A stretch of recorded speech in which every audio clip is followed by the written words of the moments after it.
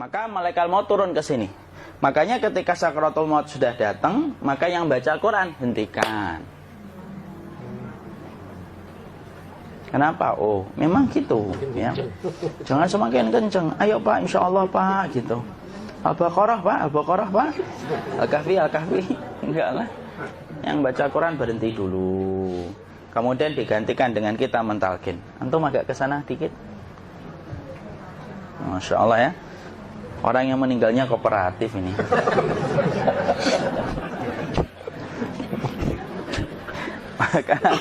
maka agak kesini ya. Maka disunahkan kita untuk mentalkinnya. Nanti ketika mentalkin jangan terlalu sering, jangan terlalu membebani. Jangan terlalu sering itu la ilaha illallah, la ilaha illallah. Enggak gitulah. Berat nanti dia ngerasakan. Di situ Imam Qurtubi juga menyampaikan, jangan terlalu sering karena itu memberatkan dadanya. Jadi ketika mentalkin saya sampaikan, boleh diganti atau enggak Ustaz? Enggaklah, talqin itu ibadah. Ibadah itu tauqifiyah. Tauqifiyah itu enggak usah diganti. Karena Rasulullah mengatakan lakinu ala mautakum la ilaha illallah. Talqin orang yang meninggal di antara kalian dengan la ilaha illallah. Enggak usah diganti Allah Ustaz yang lebih singkat, lebih pendek. Tidak usah. Subhanallah Ustaz, tidak usah. Kenapa? Karena talqin sudah ditetapkan ucapannya oleh Nabi, begitulah kita mencontohnya. Jadi tidak usah diganti.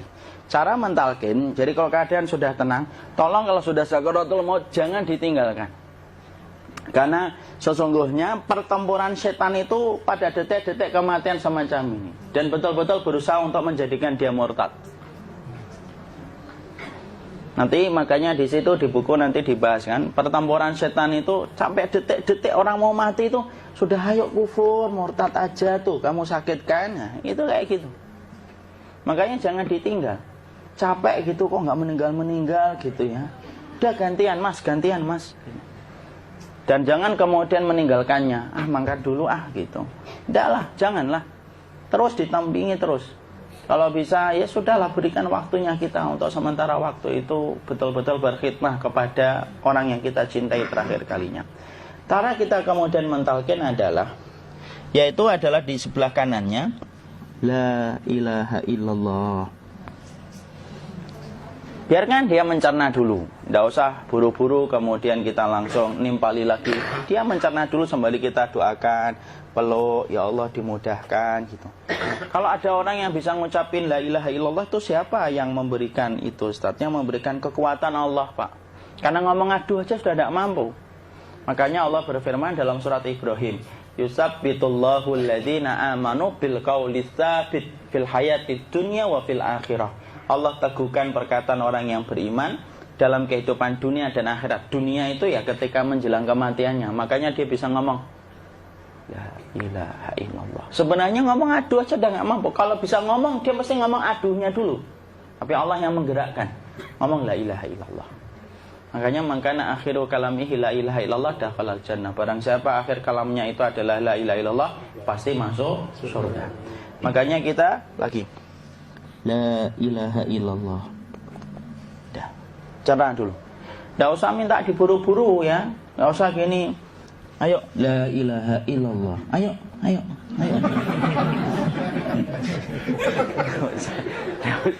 Enggak usah gitu.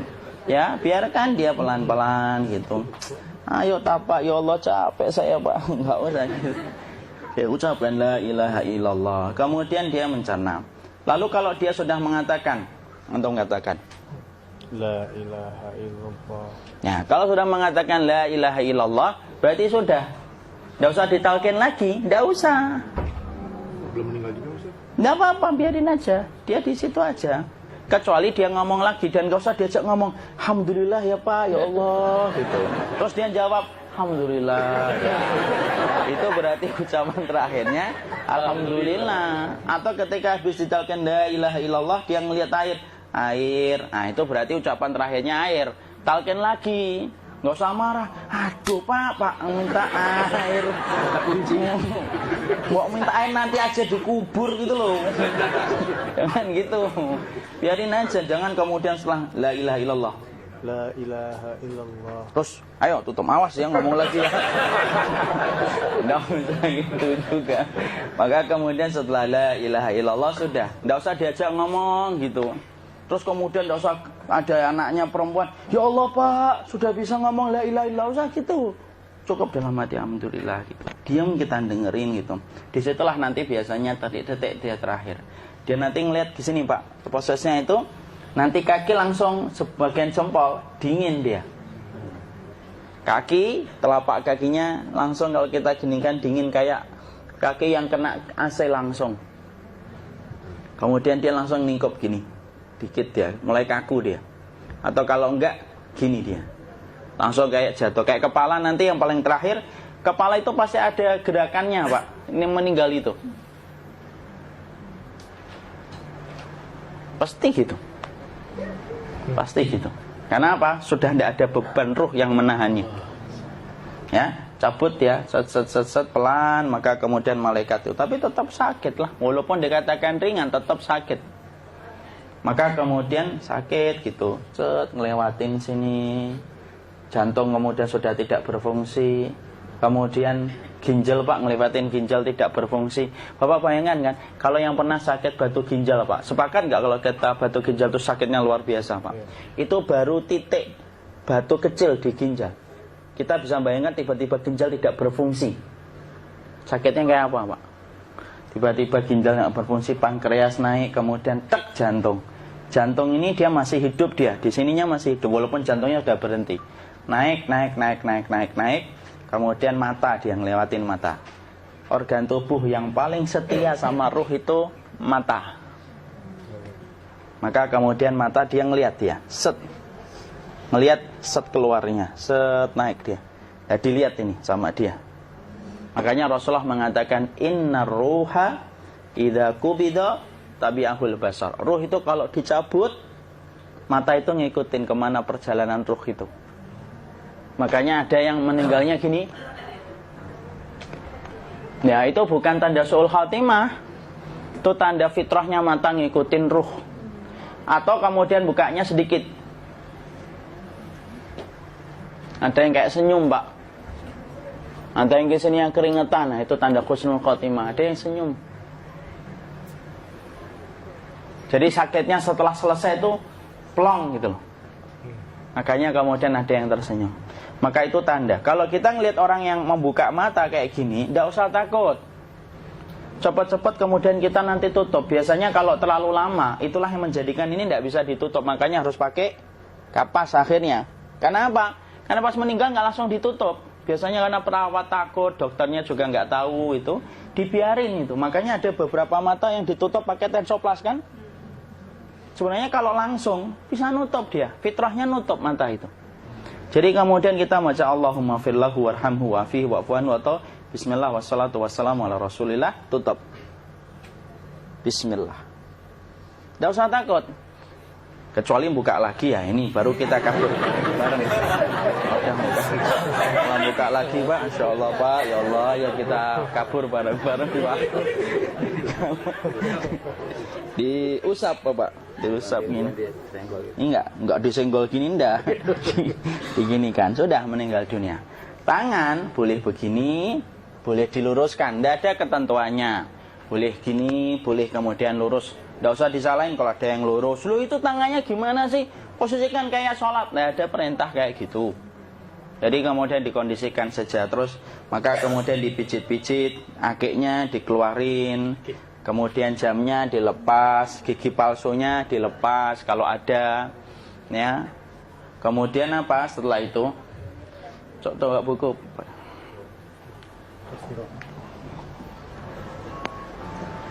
Kemudian kalau bisa awal-awal kemudian taruh buku atau sesuatu yang agak berat di perutnya ketika baru meninggal dunia. Kenapa kemudian ditaruh kayak gini? Bukan apa-apa, supaya membantu sisa-sisa pencernaan dia untuk keluar. Nanti Pak, biasanya kalau kita taruh agak yang berat gini atau kemudian kita gini-gini kan, ini udah makan belum Akhi? Udah makan belum makan kok udah gede ya?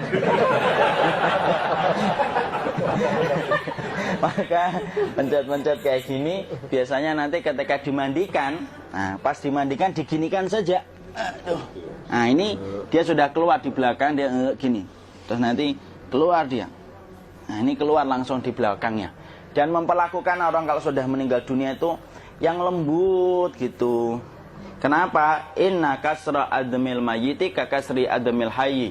Mematahkan tulangnya ketika orang sudah meninggal dunia itu lebih dia rasakan sakit ketika mati daripada ketika masih hidup. Tuh Islam itu sampai sama orang mukmin itu kalau sudah meninggal aja sampai selembut itu. Kok hidup kasar itu kebangetan dia jadi orang itu. Mau sampai orang mati itu kemudian disuruh yang lembut, kalau ada aib disuruh nutup, tidak boleh diceritain. Misalkan di belakangnya beliau ini ada tompel, gagah-gagah tompelnya gede gitu, tidak boleh cerita. Masya Allah loh, sampai segitunya sunnah itu ngajarin kita untuk nutup aib. Kalau ada orang belajar sunnah sukanya buka aib, nyari-nyari kesalahan orang, sunnah yang mana dia pelajari itu saya bingung.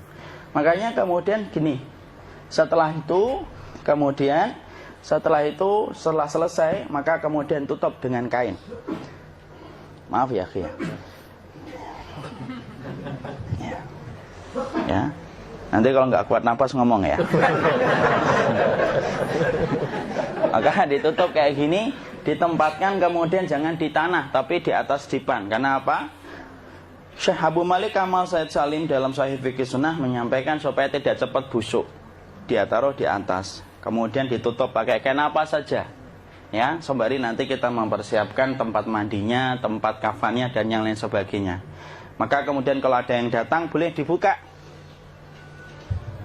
Kemudian kita mencium ininya apa? Kemudian keningnya. Kemudian kita berdoa, nutup lagi kayak Rasulullah ditutup, kemudian yang datang terakhir itu salah satunya Abu Bakar. Dibuka kemudian beliau, ya Allah ya Rasulullah, engkau adalah orang yang percaya hidup dan matimu, dan tidak mungkin Allah itu mematikan engkau 2 kali ya Rasulullah. Maka kemudian ditutup kembali. Saat itu para sahabat dalam keadaan mendung semuanya. Maka disitulah kita lakukan kayak gini. Ditutup gini Ustaz ya.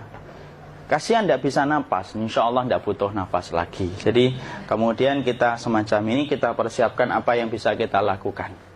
Nah itulah proses kematian dari sakit sakaratul maut sampai kematian.